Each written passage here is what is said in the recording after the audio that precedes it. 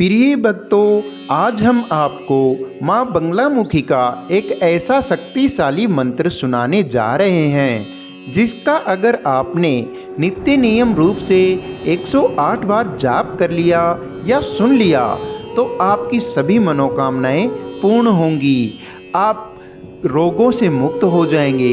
अगर आपके सर पर कर्जा है या आप कर्जे से जूझ रहे हैं तो इस मंत्र का जाप करने से आपका कर्जा मुक्त हो जाएंगे। और अगर प्रिय भक्तों आपने इस मंत्र का 108 बार नित्य नियम रूप से जाप कर लिया तो आपके सभी शत्रुओं का नाश हो जाएगा। जितने भी आपके शत्रु आपका बुरा चाहते हैं वह उल्टे मुंह पड़ेंगे और आपके शत्रुओं का विनाश हो जाएगा। और माँ देवी की इस मंत्र के जाप से आप पर कृपा बरसेगी। वह आपको धन धान्य सुख समृद्धि की आप पर कृपा बरसाएगी और आपका वैभव और भी बढ़ेगा। तो चलिए भक्तों, इस मंत्र का जाप करें और सुने। ओम बगलामुखी देव्ये ह्रीं ह्रीं क्लीं शत्रुनाशं कुरु। ओम बगलामुखी देव्ये ह्रीं ह्रीं क्लीं शत्रुनाशं कुरु।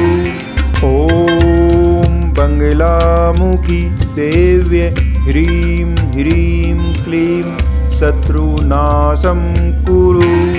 ओम बगलामुखी देव्ये ह्रीं ह्रीं क्लीं शत्रुनाशं कुरु।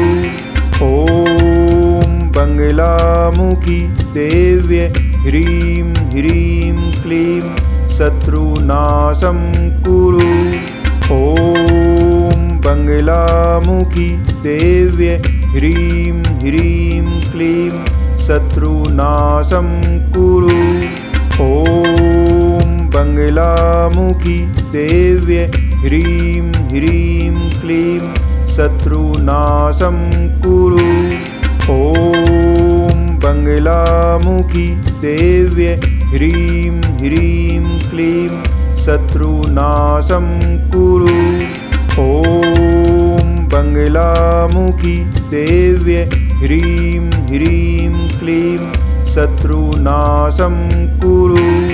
ओम बगलामुखी देव्ये ह्रीं ह्रीं क्लीं शत्रुनाशं कुरु। ओम बगलामुखी देव्ये ह्रीं ह्रीं क्लीं शत्रुनाशं कुरु। ओम बगलामुखी देव्ये ह्रीं ह्रीं क्लीं शत्रुनाशं कुरु। ओम बगलामुखी देव्ये ह्रीं ह्रीं क्लीं शत्रुनाशं कुरु।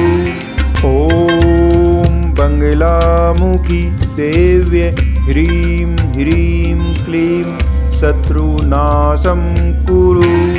ओम बगलामुखी देव्ये ह्रीं ह्रीं क्लीं शत्रुनाशं कुरु। ओम बगलामुखी देव्ये ह्रीं ह्रीं क्लीं शत्रुनाशं कुरु। ओम बगलामुखी देव्ये ह्रीं ह्रीं क्लीं शत्रुनाशं कुरु। ओम बगलामुखी देव्ये ह्रीं ह्रीं क्लीं शत्रुनाशं कुरु। ओम बगलामुखी देव्ये ह्रीं ह्रीं क्लीं शत्रुनाशं कुरु। ओम बगलामुखी देव्ये ह्रीं ह्रीं क्लीं शत्रुनाशं कुरु। ओम बगलामुखी देव्ये ह्रीं ह्रीं क्लीं शत्रुनाशं कुरु। ओम बगलामुखी देव्ये ह्रीं ह्रीं क्लीं शत्रुनाशं कुरु। ओम बंगलामुखी देव्य ह्रीं ह्रीं क्लीं शत्रुनाशं कुरु। ॐ बंगलामुखी देव्य ह्रीं ह्रीं क्लीं शत्रुनाशं कुरु। ॐ बंगलामुखी देव्य ह्रीं ह्रीं क्लीं शत्रुनाशं कुरु। ॐ बंगलामुखी देव्य ह्रीं ह्रीं क्लीं शत्रुनाशं कुरु। ॐ बंगलामुखी देव्य ह्रीं ह्रीं क्लीं शत्रुनाशं कुरु। ॐ बंगलामुखी देव्य ह्रीं ह्रीं क्लीं शत्रुनाशं कुरु। ॐ बंगलामुखी देव्य ह्रीं ह्रीं क्लीं शत्रुनाशं कुरु। ॐ बंगलामुखी देव्य ह्रीं ह्रीं क्लीं शत्रुनाशं कुरु। ॐ बंगलामुखी देव्य ह्रीं ह्रीं क्लीं शत्रुनाशं कुरु। ॐ बंगलामुखी देव्य ह्रीं ह्रीं क्लीं शत्रुनाशं कुरु। ॐ बंगलामुखी देव्य ह्रीं ह्रीं क्लीं शत्रुनाशं कुरु। ॐ बंगलामुखी देव्य ह्रीं ह्रीं क्लीं शत्रुनाशं कुरु। ॐ बंगलामुखी देव्य ह्रीं ह्रीं क्लीं शत्रुनाशं कुरु। ॐ बंगलामुखी देव्य ह्रीं ह्रीं क्लीं शत्रुनाशं कुरु। ॐ बंगलामुखी देव्य ह्रीं ह्रीं क्लीं शत्रुनाशं कुरु। ॐ बंगलामुखी देव्य ह्रीं ह्रीं क्लीं शत्रुनाशं कुरु। ॐ बंगलामुखी देव्य ह्रीं ह्रीं क्लीं शत्रुनाशं कुरु। ॐ बंगलामुखी देव्य ह्रीं ह्रीं क्लीं शत्रुनाशं कुरु। ॐ बंगलामुखी देव्य ह्रीं ह्रीं क्लीं शत्रुनाशं कुरु। ॐ बंगलामुखी देव्य ह्रीं ह्रीं क्लीं शत्रुनाशं कुरु। ॐ बंगलामुखी देव्य ह्रीं ह्रीं क्लीं शत्रुनाशं कुरु। ॐ बंगलामुखी देव्य ह्रीं ह्रीं क्लीं शत्रुनाशं कुरु। ॐ बंगलामुखी देव्य ह्रीं ह्रीं क्लीं शत्रुनाशं कुरु।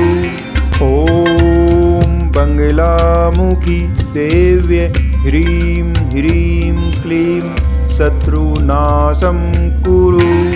ॐ बंगलामुखी देव्य ह्रीं ह्रीं क्लीं शत्रुनाशं कुरु। ॐ बंगलामुखी देव्य ह्रीं ह्रीं क्लीं शत्रुनाशं कुरु। ॐ बंगलामुखी देव्य ह्रीं ह्रीं क्लीं शत्रुनाशं कुरु। ॐ बंगलामुखी देव्य ह्रीं ह्रीं क्लीं शत्रुनाशं कुरु। ॐ बंगलामुखी देव्य ह्रीं ह्रीं क्लीं शत्रुनाशं कुरु। ॐ बंगलामुखी देव्ये ह्रीं ह्रीं क्लीं शत्रुनाशं कुरु। ॐ बंगलामुखी देव्ये ह्रीं ह्रीं क्लीं शत्रुनाशं कुरु। ॐ बंगलामुखी देव्ये ह्रीं ह्रीं क्लीं शत्रुनाशं कुरु। ॐ बंगलामुखी देव्ये ह्रीं ह्रीं क्लीं शत्रुनाशं कुरु। ॐ बंगलामुखी देव्ये ह्रीं ह्रीं क्लीं शत्रुनाशं कुरु। ॐ बंगलामुखी देव्ये ह्रीं ह्रीं क्लीं शत्रुनाशं कुरु। ॐ बंगलामुखी देव्ये ह्रीं ह्रीं क्लीं शत्रुनाशं कुरु। ॐ बंगलामुखी देव्ये ह्रीं ह्रीं क्लीं शत्रुनाशं कुरु। ॐ बंगलामुखी देव्ये ह्रीं ह्रीं क्लीं शत्रुनाशं कुरु। ॐ बंगलामुखी देव्ये ह्रीं ह्रीं क्लीं शत्रुनाशं कुरु। ॐ बंगलामुखी देव्ये ह्रीं ह्रीं क्लीं शत्रुनाशं कुरु। ॐ बंगलामुखी देव्ये ह्रीं ह्रीं क्लीं शत्रुनाशं कुरु। ॐ बंगलामुखी देव्ये ह्रीं ह्रीं क्लीं शत्रुनाशं कुरु। ॐ बंगलामुखी देव्ये ह्रीं ह्रीं क्लीं शत्रुनाशं कुरु। ॐ बंगलामुखी देव्ये ह्रीं ह्रीं क्लीं शत्रुनाशं कुरु। ॐ बंगलामुखी देव्ये ह्रीं ह्रीं क्लीं शत्रुनाशं कुरु। ॐ बंगलामुखी देव्ये ह्रीं ह्रीं क्लीं शत्रुनाशं कुरु। ॐ बंगलामुखी देव्ये ह्रीं ह्रीं क्लीं शत्रुनाशं कुरु।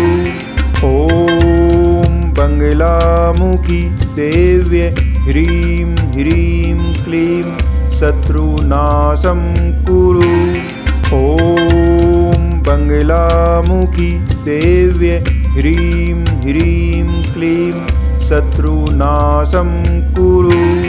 ॐ बंगलामुखी देव्ये ह्रीं ह्रीं क्लीं शत्रुनाशं कुरु।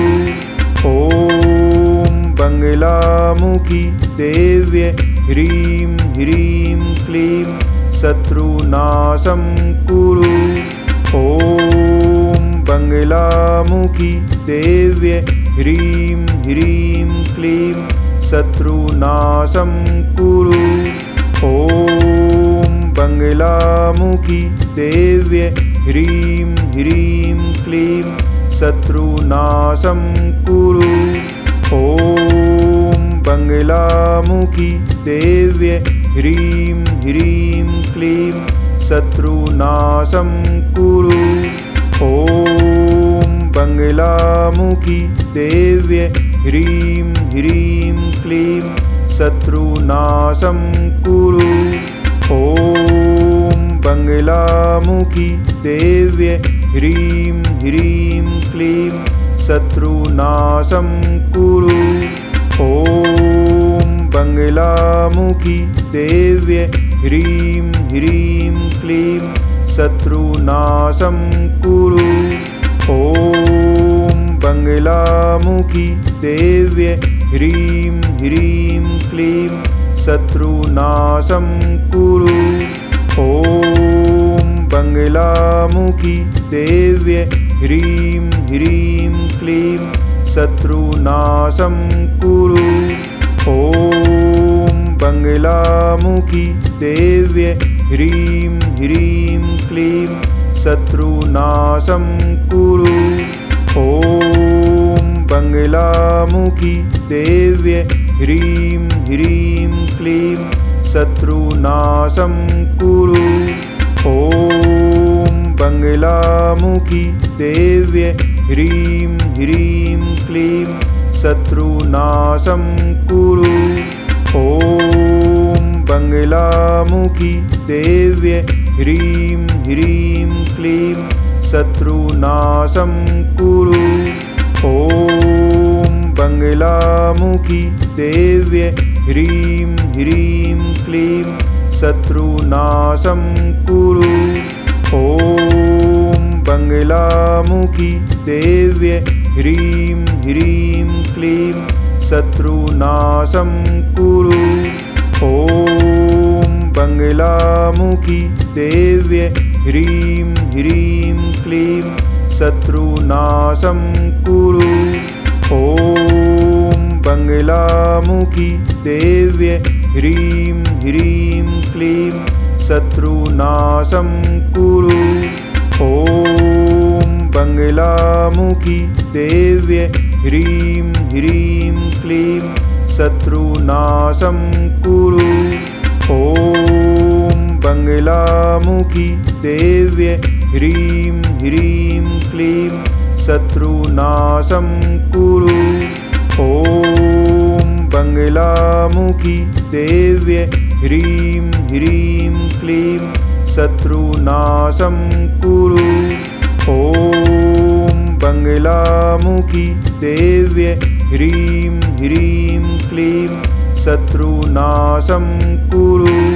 ॐ बंगलामुखी देव्ये ह्रीं ह्रीं क्लीं शत्रुनाशं कुरु।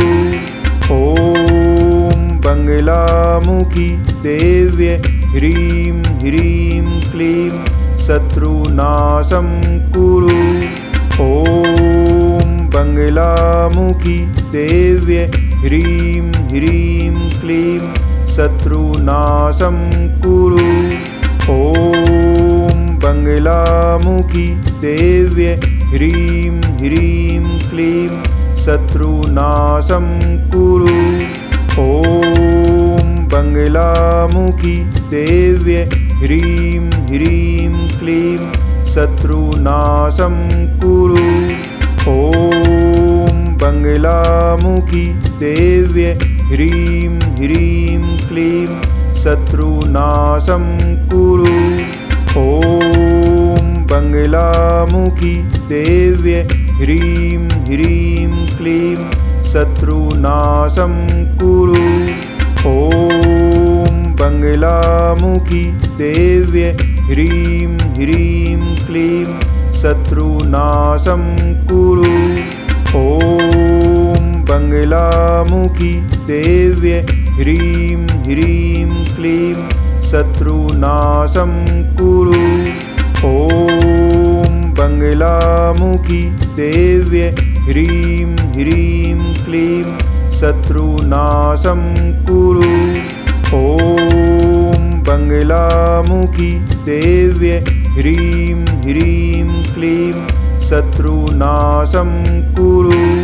ॐ बंगलामुखी देव्ये ह्रीं ह्रीं क्लीं शत्रुनाशं कुरु। ॐ बंगलामुखी देव्ये ह्रीं ह्रीं क्लीं शत्रुनाशं कुरु। ॐ बंगलामुखी देव्ये ह्रीं ह्रीं क्लीं शत्रुनाशं कुरु। ॐ बंगलामुखी देव्ये ह्रीं ह्रीं क्लीं शत्रुनाशं कुरु। ॐ बंगलामुखी देव्ये ह्रीं ह्रीं क्लीं शत्रुनाशं कुरु। ॐ बंगलामुखी देव्ये ह्रीं ह्रीं क्लीं शत्रुनाशं कुरु। ॐ बंगलामुखी देव्ये ह्रीं ह्रीं क्लीं शत्रुनाशं कुरु। ॐ बंगलामुखी देव्ये ह्रीं ह्रीं क्लीं शत्रुनाशं कुरु। ॐ बंगलामुखी देव्ये ह्रीं ह्रीं क्लीं शत्रुनाशं कुरु। ॐ बंगलामुखी देव्ये ह्रीं ह्रीं क्लीं शत्रुनाशं कुरु। ॐ बंगलामुखी देव्ये ह्रीं ह्रीं क्लीं शत्रुनाशं कुरु। ॐ बंगलामुखी देव्ये ह्रीं ह्रीं क्लीं शत्रुनाशं कुरु। ॐ बंगलामुखी देव्ये ह्रीं ह्रीं क्लीं शत्रुनाशं कुरु। ॐ बंगलामुखी देव्ये ह्रीं ह्रीं क्लीं शत्रुनाशं कुरु। ॐ बंगलामुखी देव्ये ह्रीं ह्रीं क्लीं शत्रुनाशं कुरु। ॐ बंगलामुखी देव्ये ह्रीं ह्रीं क्लीं शत्रुनाशं कुरु।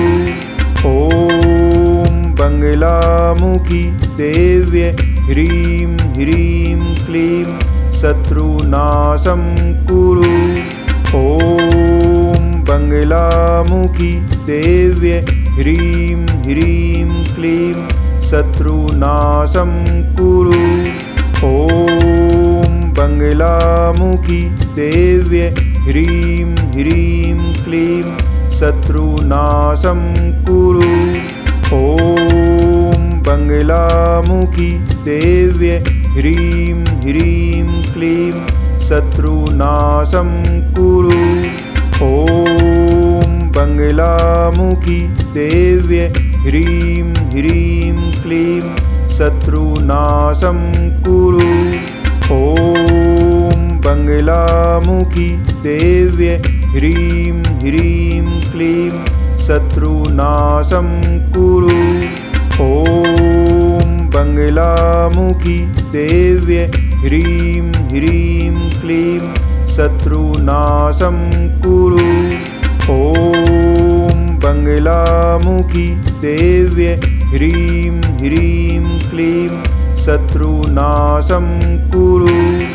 ॐ बंगलामुखी देव्ये ह्रीं ह्रीं क्लीं शत्रुनाशं कुरु।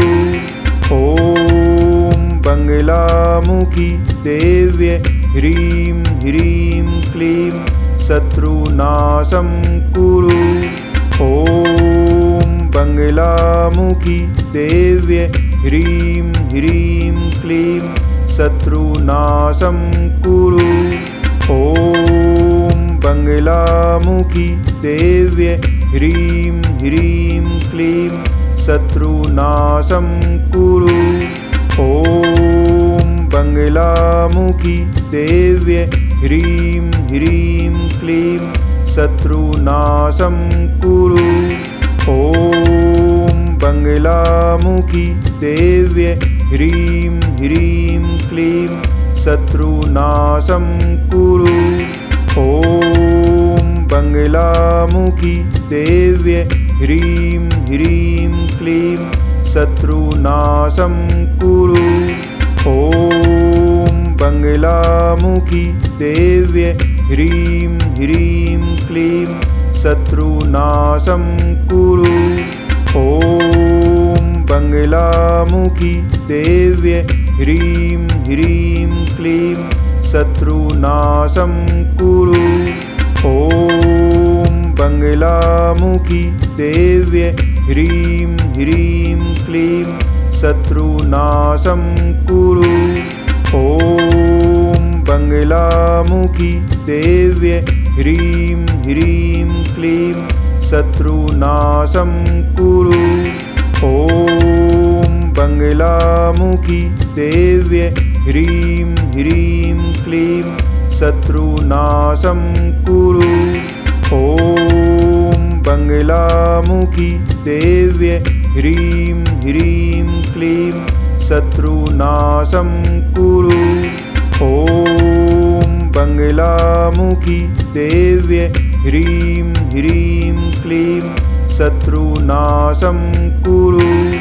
ॐ बंगलामुखी देव्ये ह्रीं ह्रीं क्लीं शत्रुनाशं कुरु। ॐ बंगलामुखी देव्ये ह्रीं ह्रीं क्लीं शत्रुनाशं कुरु। ॐ बंगलामुखी देव्ये ह्रीं ह्रीं क्लीं शत्रुनाशं कुरु। ॐ बंगलामुखी देव्ये ह्रीं ह्रीं क्लीं शत्रुनाशं कुरु। ॐ बंगलामुखी देव्ये ह्रीं ह्रीं क्लीं शत्रुनाशं कुरु। ॐ बंगलामुखी देव्ये ह्रीं ह्रीं क्लीं शत्रुनाशं कुरु। ॐ बंगलामुखी देव्ये ह्रीं ह्रीं क्लीं शत्रुनाशं कुरु। ॐ बंगलामुखी देव्ये ह्रीं ह्रीं क्लीं शत्रुनाशं कुरु। ॐ बंगलामुखी देव्ये ह्रीं ह्रीं क्लीं शत्रुनाशं कुरु। ॐ बंगलामुखी देव्ये ह्रीं ह्रीं क्लीं शत्रुनाशं कुरु। ॐ बंगलामुखी देव्ये ह्रीं ह्रीं क्लीं शत्रुनाशं कुरु। ॐ बंगलामुखी देव्ये ह्रीं ह्रीं क्लीं शत्रुनाशं कुरु। ॐ बंगलामुखी देव्ये ह्रीं ह्रीं क्लीं शत्रुनाशं कुरु। ॐ बंगलामुखी देव्ये ह्रीं ह्रीं क्लीं शत्रुनाशं कुरु।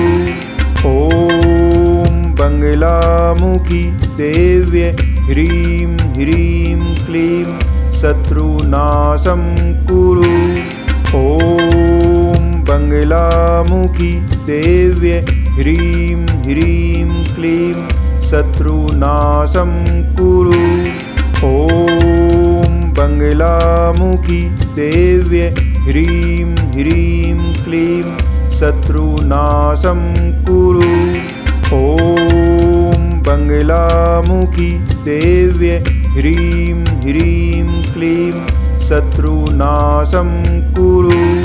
ॐ बंगलामुखी देव्ये ह्रीं ह्रीं क्लीं शत्रुनाशं कुरु। ॐ बंगलामुखी देव्ये ह्रीं ह्रीं क्लीं शत्रुनाशं कुरु। ॐ बंगलामुखी देव्ये ह्रीं ह्रीं क्लीं शत्रुनाशं कुरु। ॐ बंगलामुखी देव्ये ह्रीं ह्रीं क्लीं शत्रुनाशं कुरु। ॐ बंगलामुखी देव्ये ह्रीं ह्रीं क्लीं शत्रुनाशं कुरु। ॐ बंगलामुखी देव्ये ह्रीं ह्रीं क्लीं शत्रुनाशं कुरु। ॐ बंगलामुखी देव्ये ह्रीं ह्रीं क्लीं शत्रुनाशं कुरु। ॐ बंगलामुखी देव्ये ह्रीं ह्रीं क्लीं शत्रुनाशं कुरु। ॐ बंगलामुखी देव्ये ह्रीं ह्रीं क्लीं शत्रुनाशं कुरु। ॐ बंगलामुखी देव्ये ह्रीं ह्रीं क्लीं शत्रुनाशं कुरु। ॐ बंगलामुखी देव्ये ह्रीं ह्रीं क्लीं शत्रुनाशं कुरु। ॐ बंगलामुखी देव्ये ह्रीं ह्रीं क्लीं शत्रुनाशं कुरु। ॐ बंगलामुखी देव्ये ह्रीं ह्रीं क्लीं शत्रुनाशं कुरु। ॐ बंगलामुखी देव्ये ह्रीं ह्रीं क्लीं शत्रुनाशं कुरु। ॐ बंगलामुखी देव्ये ह्रीं ह्रीं क्लीं शत्रुनाशं कुरु। ॐ बंगलामुखी देव्ये ह्रीं ह्रीं क्लीं शत्रुनाशं कुरु। ॐ बंगलामुखी देव्ये ह्रीं ह्रीं क्लीं शत्रुनाशं कुरु। ॐ बंगलामुखी देव्ये ह्रीं ह्रीं क्लीं शत्रुनाशं कुरु। ॐ बंगलामुखी देव्ये ह्रीं ह्रीं क्लीं शत्रुनाशं कुरु। ॐ बंगलामुखी देव्ये ह्रीं ह्रीं क्लीं शत्रुनाशं कुरु। ॐ बंगलामुखी देव्ये ह्रीं ह्रीं क्लीं शत्रुनाशं कुरु। ॐ बंगलामुखी देव्ये ह्रीं ह्रीं क्लीं शत्रुनाशं कुरु। ॐ बंगलामुखी देव्ये ह्रीं ह्रीं क्लीं शत्रुनाशं कुरु। ॐ बंगलामुखी देव्ये ह्रीं ह्रीं क्लीं शत्रुनाशं कुरु। ॐ बंगलामुखी देव्ये ह्रीं ह्रीं क्लीं शत्रुनाशं कुरु। ॐ बंगलामुखी देव्ये ह्रीं ह्रीं क्लीं शत्रुनाशं कुरु। ॐ बंगलामुखी देव्ये ह्रीं ह्रीं क्लीं शत्रुनाशं कुरु। ॐ बंगलामुखी देव्ये ह्रीं ह्रीं क्लीं शत्रुनाशं कुरु। ॐ बंगलामुखी देव्ये ह्रीं ह्रीं क्लीं शत्रुनाशं कुरु। ॐ बंगलामुखी देव्ये ह्रीं ह्रीं क्लीं शत्रुनाशं कुरु। ॐ बंगलामुखी देव्ये ह्रीं ह्रीं क्लीं शत्रुनाशं कुरु। ॐ बंगलामुखी देव्ये ह्रीं ह्रीं क्लीं शत्रुनाशं कुरु। ॐ बंगलामुखी देव्ये ह्रीं ह्रीं क्लीं शत्रुनाशं कुरु। ॐ बंगलामुखी देव्ये ह्रीं ह्रीं क्लीं शत्रुनाशं कुरु। ॐ बंगलामुखी देव्ये ह्रीं ह्रीं क्लीं शत्रुनाशं कुरु।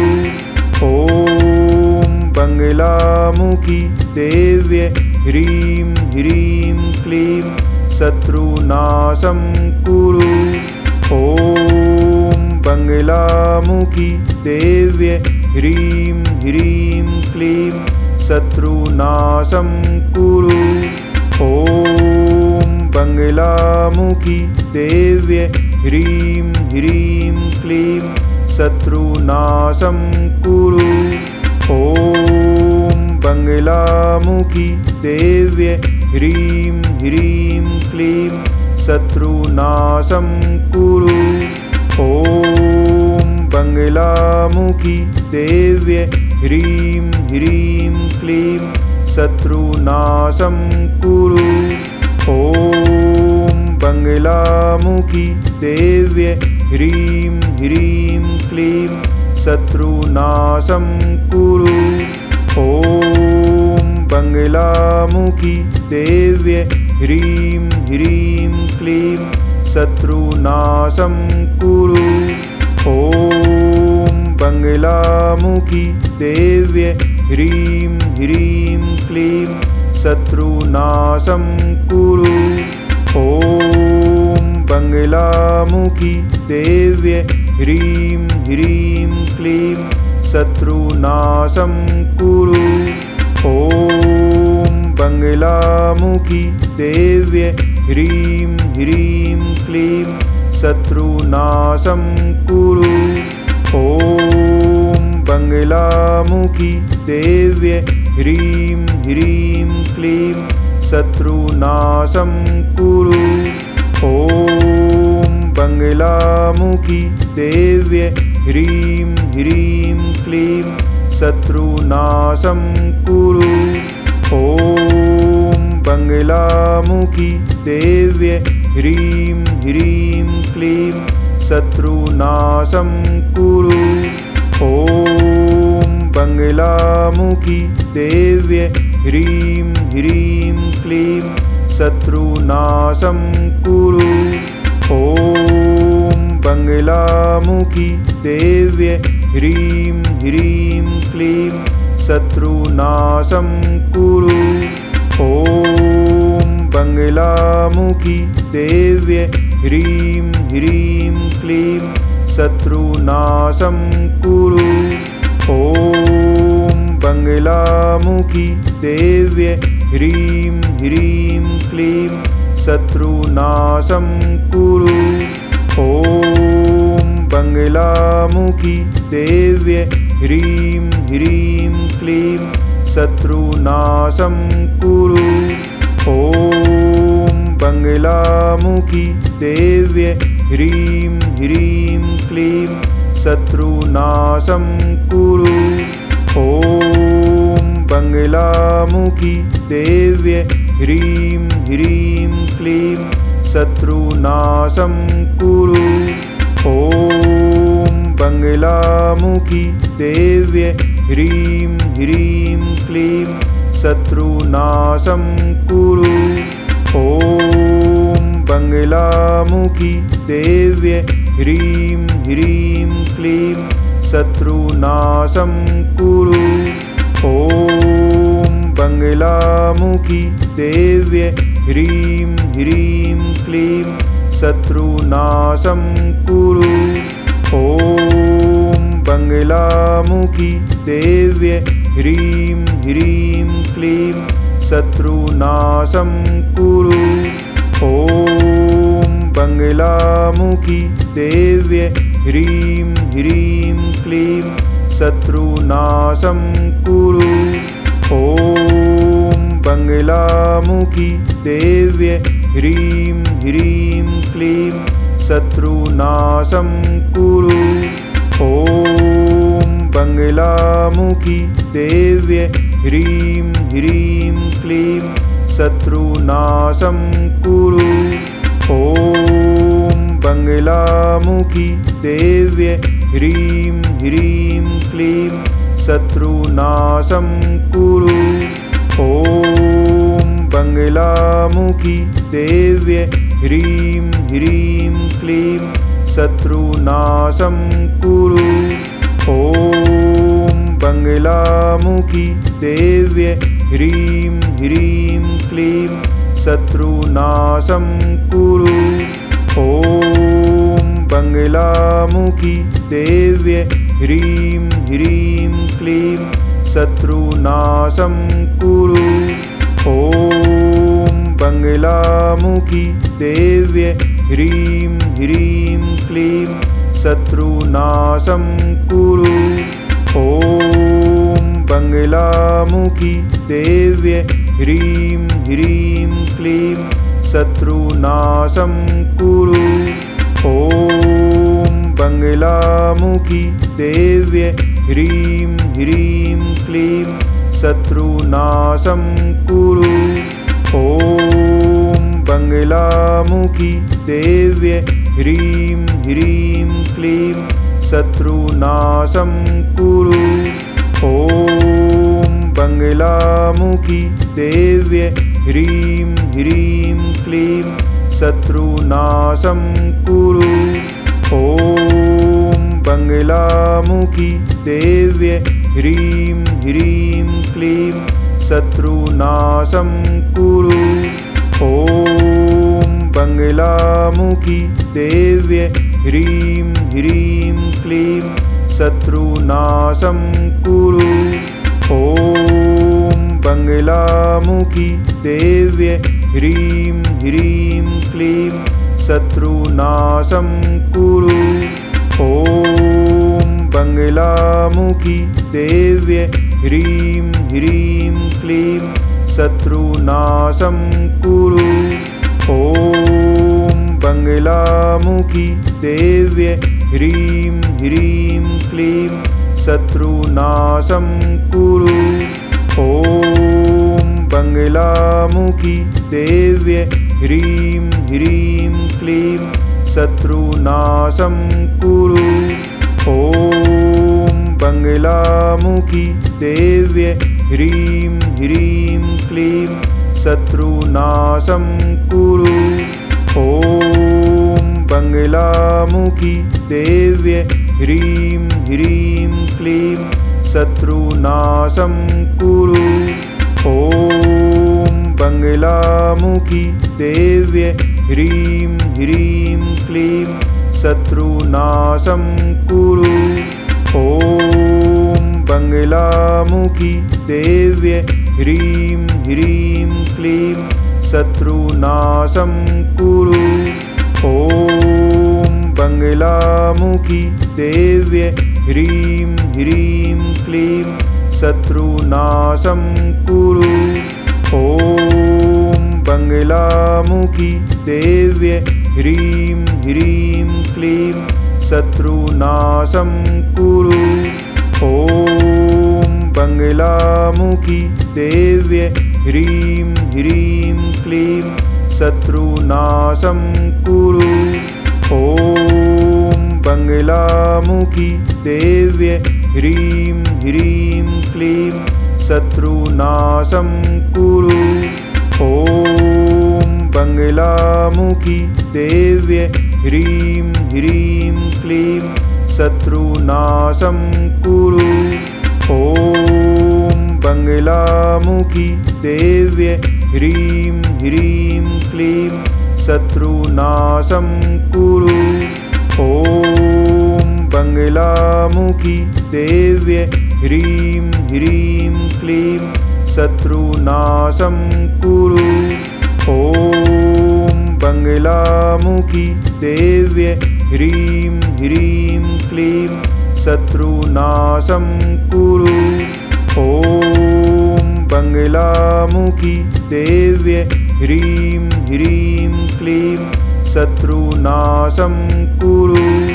ॐ बगलामुखी देव्य ह्रीं ह्रीं क्लीं शत्रुनाशं कुरु। ॐ बगलामुखी देव्य ह्रीं ह्रीं क्लीं शत्रुनाशं कुरु। ॐ बगलामुखी देव्य ह्रीं ह्रीं क्लीं शत्रुनाशं कुरु। ॐ बगलामुखी देव्य ह्रीं ह्रीं क्लीं शत्रुनाशं कुरु। ॐ बगलामुखी देव्य ह्रीं ह्रीं क्लीं शत्रुनाशं कुरु। ॐ बगलामुखी देव्यै ह्रीं ह्रीं क्लीं शत्रुनाशं कुरु।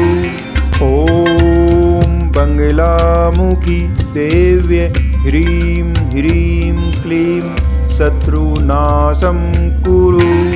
ॐ बगलामुखी देव्यै ह्रीं ह्रीं क्लीं शत्रुनाशं कुरु। ॐ बगलामुखी देव्यै ह्रीं ह्रीं क्लीं शत्रुनाशं कुरु। ॐ बगलामुखी देव्यै ह्रीं ह्रीं क्लीं शत्रुनाशं कुरु।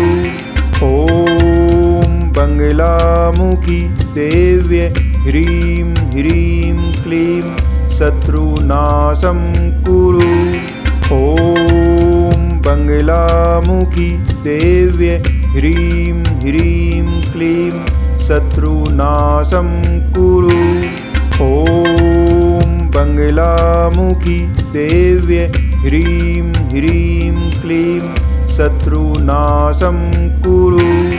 ॐ बगलामुखी देव्यै ह्रीं ह्रीं क्लीं शत्रुनाशं कुरु। ॐ बगलामुखी देव्यै ह्रीं ह्रीं क्लीं शत्रुनाशं कुरु। ॐ बगलामुखी देव्यै ह्रीं ह्रीं क्लीं शत्रुनाशं कुरु।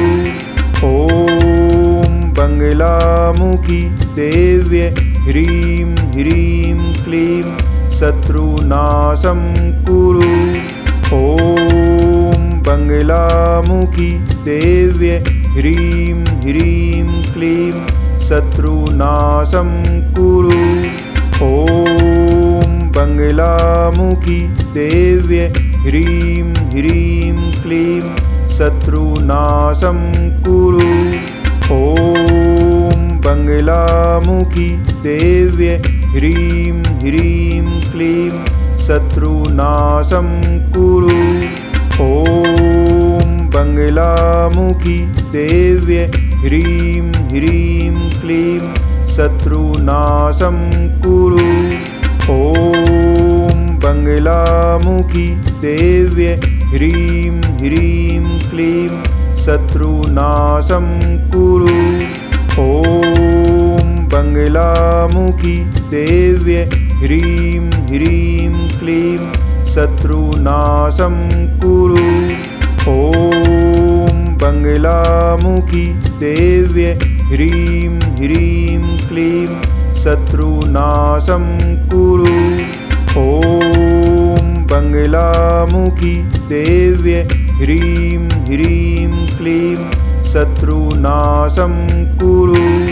ॐ बगलामुखी देव्यै ह्रीं ह्रीं क्लीं शत्रुनाशं कुरु। ॐ बगलामुखी देव्यै ह्रीं ह्रीं क्लीं शत्रुनाशं कुरु।